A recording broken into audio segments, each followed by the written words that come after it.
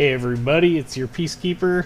Finally got that New York video ready for you. It took me a little while. I wanted to get you a good example of what the game, a good example of gameplay, what the ship is actually capable of doing. For whatever reason, I couldn't get a decent game until today, so at any rate, this is that video. As with the previous videos, I'll go ahead and start off with what are my opinions on how to set up the ship, and well, here we go. Let's go from there. This is, again, the USS New York, and for upgrades, pretty self-explanatory for the first and last slot. The one in the middle, I don't think we've really covered anything with it, so I'll go over it. In this middle position, we've got 4 different modifications that we can do. AA Guns Modification 2, which adds 20% to the maximum firing range of all of your AA mounts. Main Battery Modification 2, which increases your loading time, but increases the speed that the turrets turn. I'll talk about that in a minute. Secondary Battery Modification, which increases the firing accuracy of your secondaries and increases their maximum firing range by 20%. And Gunfire Control Modification 1, plus 16 to main battery maximum firing range. This is the first time that you will have this option for an upgrade in this slot, and it's a bit debatable whether you want to go what you want to go with, whether you want to go with gunfire control system modification 1 or AA guns modification 2. And the reason I say that is because US battleships are really focused in terms of survivability on just straight up AA power. When it comes to survivability against aircraft attacks. Not a whole lot you can really do against dive bombers. They don't do a whole lot of damage anyway, but against torpedo bombers, you know, US battleships don't have a lot of torpedo bulge. Even some of these older ones, torpedoes, while relatively common, it wasn't necessarily something they spent a whole lot of effort into developing. So in terms of torpedo protection, your best protection is just to not have a torpedo get dropped. With that in mind, you know, I personally choose the AA gun modification 2 and not gunfire control system modification 1. There's another reason for that too. It doesn't say it in the tooltip, but this 16% increase in main battery firing range also increases your dispersion at maximum range, which actually changes how much dispersion you have at every range. It increases it at every range because of the way that their dispersion model works out. So with that in mind, you're giving yourself 16% extra range, but you're also decreasing accuracy across all of the ranges.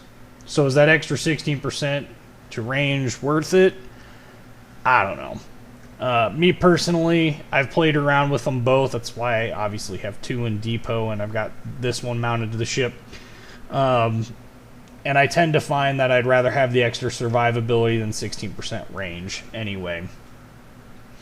And actually, the main battery range on these isn't terrible. It's 15.6 kilometers without the main battery range upgrade. Quick math in my head, that comes out to somewhere just shy of 18 kilometers, I think. Don't quote me on that. But at any rate, let's go over some of the ship stats. Now that I've gone over that, still no camouflage. You got 49,100 hit points. Again, you got that 15.6 kilometer main battery firing range, which, by the way, is 10 14-inch guns and 5 2-barrel turrets. You do have secondaries in the last hull upgrade, like the Wyoming before that. This ship, as you go further and further in the hull upgrades, well, as you go to the second hull upgrade, you actually ditch a bunch of the secondaries. You can see here the number of AA mounts goes up 6 with this upgrade, and the number of secondary guns drops by 10. So you lose 10 secondaries by going to the other hull upgrade, but you gain a bunch more AA. Interestingly enough, for those history buffs out there, this is not the 1945 the way the ship looked in 1945. There's actually a picture of the, I believe it's the New York in 1945, and basically every square inch of deck is covered with AA guns. And it had a whole bunch of the quad 40mm Bofors mounts on it. I think it had 6 of them. And then was later upgraded to 10 of them. In terms of AA guns, you've got 8 of the 20mm. These are the Mark IVs. Yeah. So they're just the single barrels. You've got 4 of the dual 40mm Bofors mounts, and then you've got a bunch of these smaller 76mm AA guns. Your AA circle starts off at about 3.5 kilometers with the 40mm Bofors, and those Bofors are like every other Bofors on every other ship. They do a pretty good amount of damage. And then it comes into the 20mm and then the 76.2mm AA guns. You do have a maximum speed of 21.4 knots, which is standard for basically U.S. battleships all the way up until the North Carolina, so get used to it. Your turning circle is 600 meters, not too bad, and your rudder shift time is 16.3 seconds, also not too bad. This ship does change directions reasonably well, and actually in the video you're going to see just how big of a deal that really is. You do have a surface detectability range of 16 kilometers. 16 kilometers is a pretty far distance. In fact, you can't outshoot your detectability range, so that's another thing to get used to.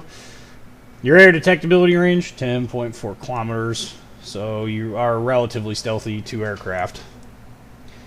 So that's kind of this overview. We're going to go ahead and go to the battle video, and well, you'll get to see a pretty interesting game. I did not think it was going to end up the way it did, but it actually ended up working out well. Alright, on to the battle.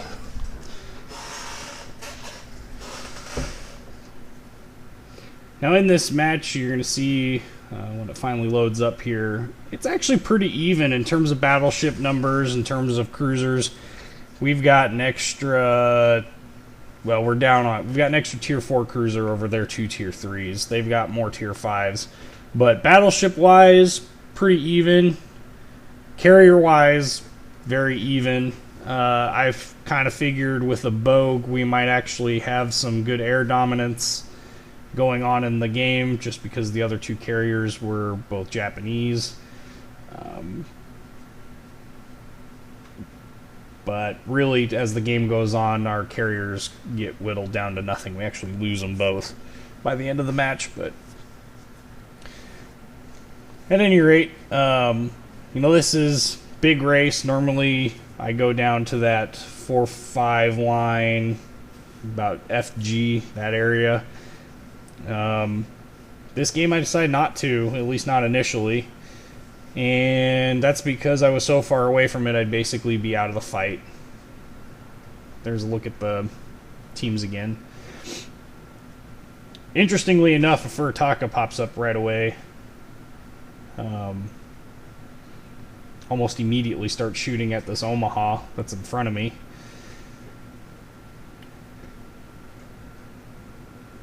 There he is. Now, if you don't remember, Japanese cruisers, especially early on in this game, have a pretty big citadel. This is one thing I don't like about this ship. Your turn radius and your actual rudder shift is such that your ship outturns your guns. Your guns don't traverse fast enough. I ended up hitting him 3 times. No idea how much damage I did. And those are 2 cruisers that are firing at him, so I can only suspect that when he comes back into view that his health damage is mostly done by me. So you can see there was a pretty substantial chunk. I guess it's possible that one of the other cruisers did a substantial amount of damage. But he's going to present himself quite nicely for another salvo, and then promptly stealth destroyer-esque and disappear. Ended up hitting him with the Citadel and 3 other hits.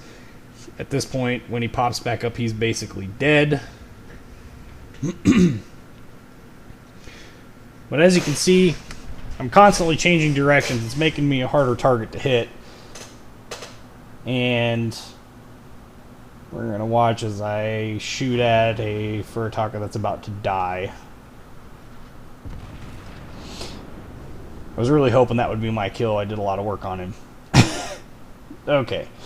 So this is one part of this ship that I do like, and it does go back to that turning radius thing. Basically, this ship has a turning capability that is really unparalleled with any of the other ships. I can only imagine what this was like when 3.1 came out initially. I mean, I played 3.1 very briefly in closed beta when they added the US Battleships section, when I decided that I was going to buy into the closed beta. And they turned real... I didn't quite get to the New York before they had nerfed the turn radius on them, but one interesting thing about this is it still does have a pretty good turn radius. I noticed the aircraft there right away and decided to duck out, and in the process of ducking out, I still shot down a couple aircraft. Take some pretty substantial hits from a New York at distance, but they were HE, so that means I can repair almost all that damage back. His loss, not mine. And we start heading back towards my favorite area because that's where their whole fleet went, basically. So there's no use in me hanging out up here.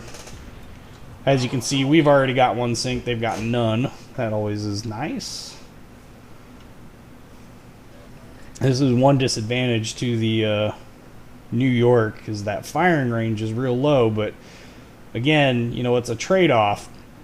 I want firing range, but by the same token, I don't want to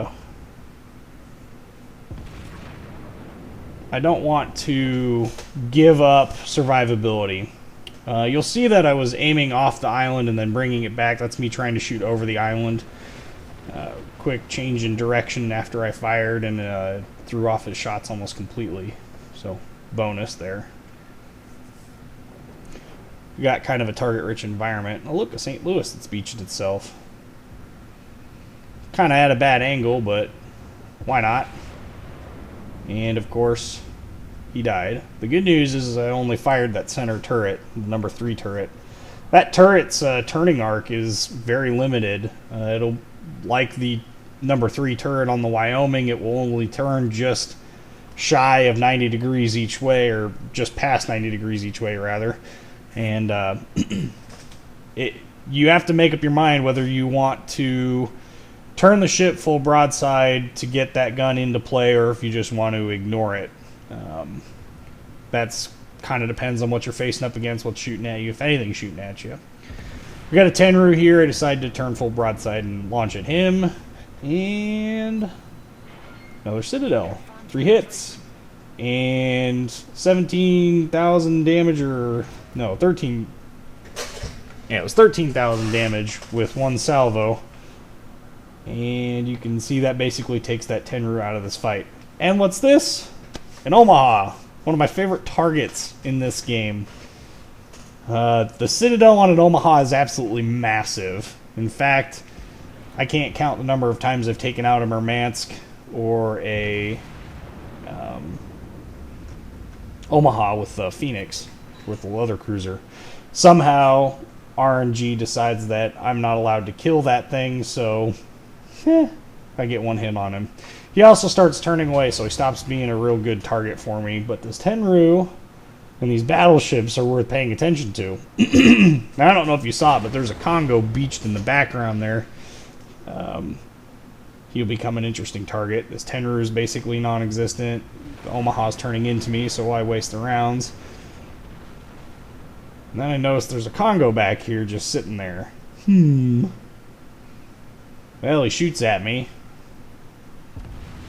I let off a full salvo.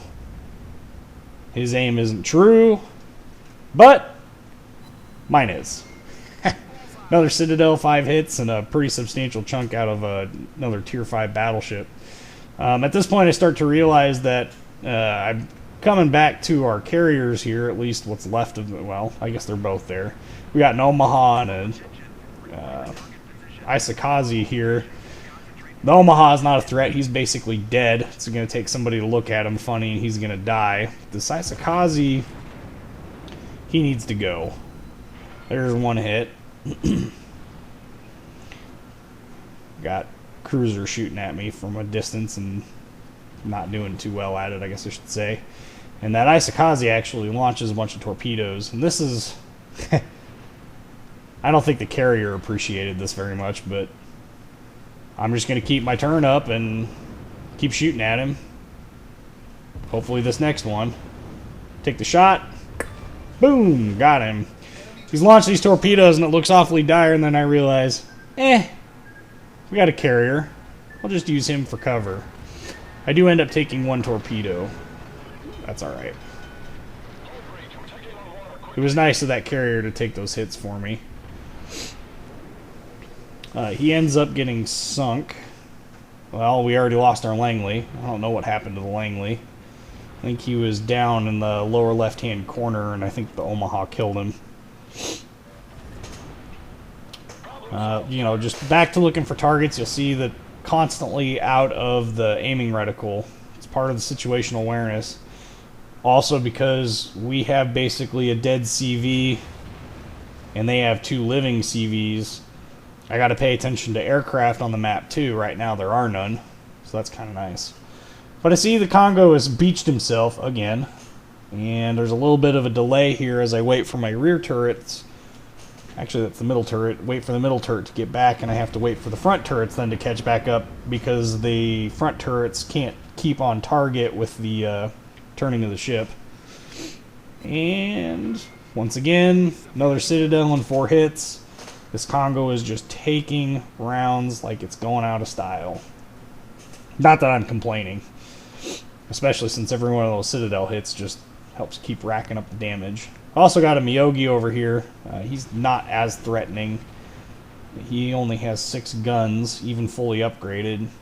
He's faster than Snot though, so you know it's something to pay attention to. Here I am waiting again for the turrets, and as I'm waiting for the turrets to kind of come back up from there, I take another pot shot at him. I'm hoping to get another Citadel and take him out, and then he starts moving forward on me. Still, 6,600 damage with 4 hits. I can't complain too much. That's damage done. Trying to avoid hitting our friendly here. And this is kind of the happy medium range for the New York class. It's not a good class for long-range sniping, which is another reason why I think that range module is, or the range upgrade is not a good upgrade. But about 10 kilometers is really the happy medium range, where your shot dispersion is tight enough that those 10 rounds flying through the air is enough to do a substantial amount of damage.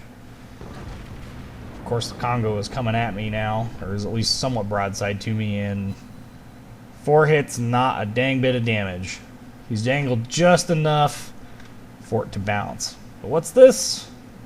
Got incoming aircraft. Make sure to control click on those. The New York is really the first battleship in the U.S. line that gets a decent amount of AA for its tier, and actually can do some work on aircraft, as you'll see here in a minute. The Congo does get a pot shot off on me and at my broadside, but only ends up doing about 1,000 damage. Dive bombers miss. I'm maneuverable enough that they missed. I shot down the one torpedo bomber that would have caused damage to me, and I immediately switch to the other torpedo bombers because when they come in, they actually have the opportunity to hit me. I see that those torpedoes basically aren't going to hit me and do enough damage to really matter. In fact, they miss, so I shoot at the Congo and end up taking him out of the fight with another Citadel hit. And that is one nice thing about these ships, is they're maneuverable, but they've got those guns facing out the back. You basically have the same complement going forward as you do going in reverse. If you angle just a little bit as you're going in reverse, you can get that the center turret in. My favorite target again. But he starts turning away, kind of as a disappointment. At this point in time, you know, I realize that we're really going to need to start pushing, so I'm going to start heading up the middle. We need to get to their cap. We got a St. Louis over there that is out there by himself, really. I mean, there's a Miyogi here, but he's basically by himself.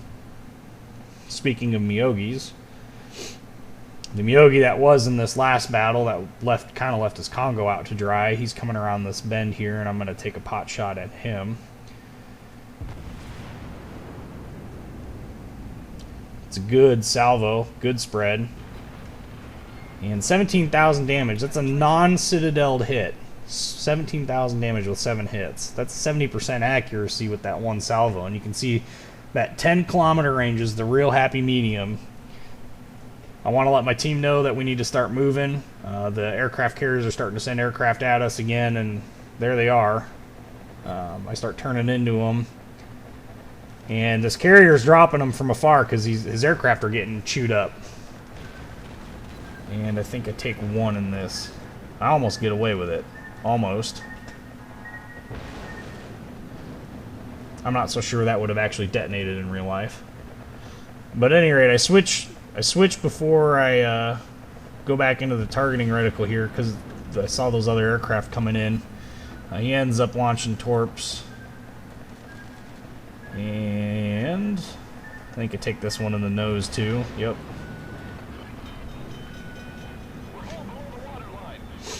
So I've, so far this match, taken 2 torpedo hits. But they've been kind of glancing blows, so they haven't done full damage. Nothing's left in range. I got dive bombers incoming, but I also have torpedo bombers. I don't know where those torpedo bombers are going. Initially it looks like they're coming for me, but I think they eventually break off and head for this Wyoming.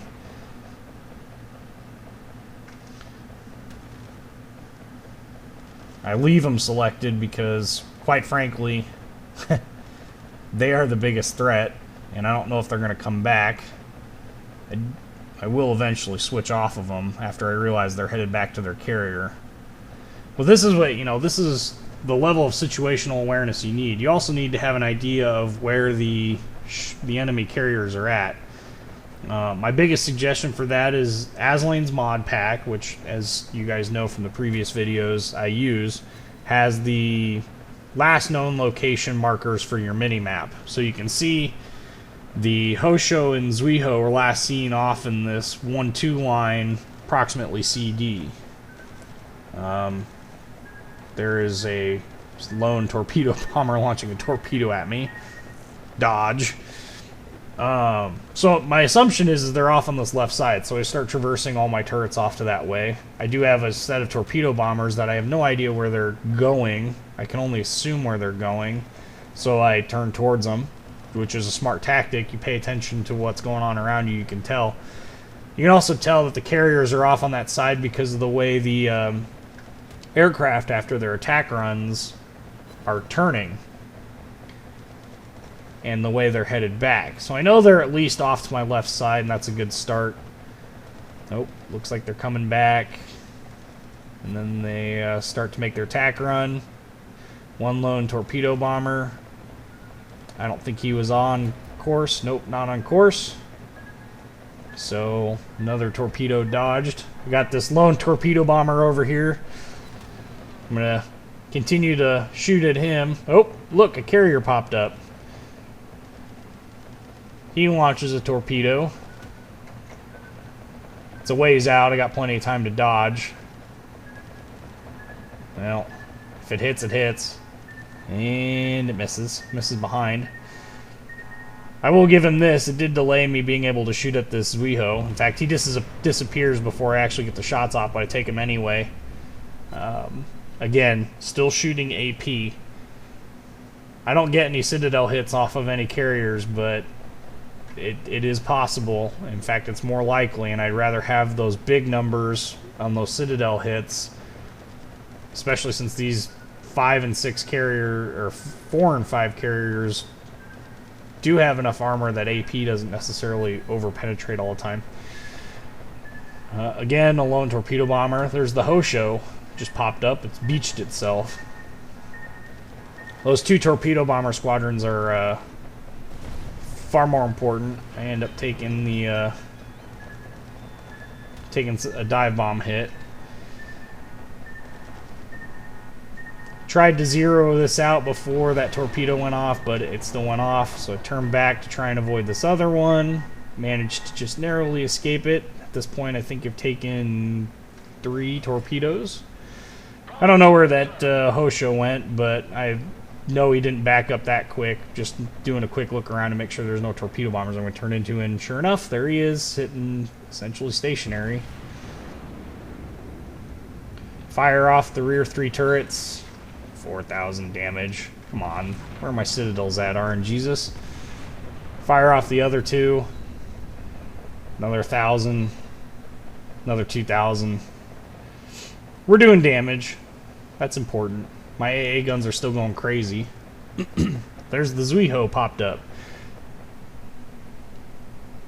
At this point, these carrier guys have got to be frustrated because they just can't seem to catch a break when it comes to killing off us. End up shooting at a dying carrier.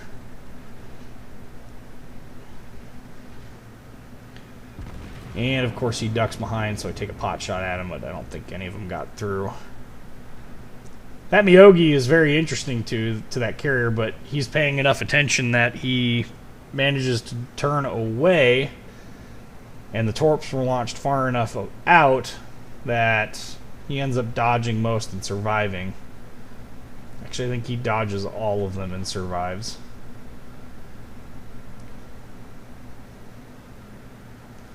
Yeah. So at this point, game timer's running out. Obviously, there's no way we're going to be able to cap. I'm really thinking long and hard about going to the left of this island to try and clear it, but I realize there isn't enough time for me to get over there, so I just continue on my course, and I'm going to try and clear the island as best I can and as fast as I can to get back into this fight. Thankfully, the Wyoming and Myogi both have firing solutions on them. 46 seconds left in the match. I'm not sure if I'm going to clear the island to be able to shoot at them. I'm kind of counting down the time. You can see I've got about a 1 second flight time, 5 second, well, 1 second to the island, about 4 to the carrier. I take my shots. Dang it. The 3 that make it over. Dang it. Take another pot shot and he ends up burning to death. But at any rate, there's the New York. It's just like the Wyoming.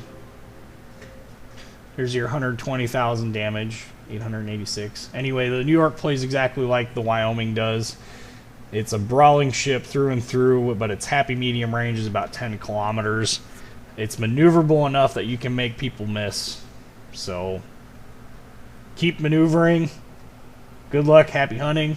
Like, comment, and subscribe. Thanks for watching.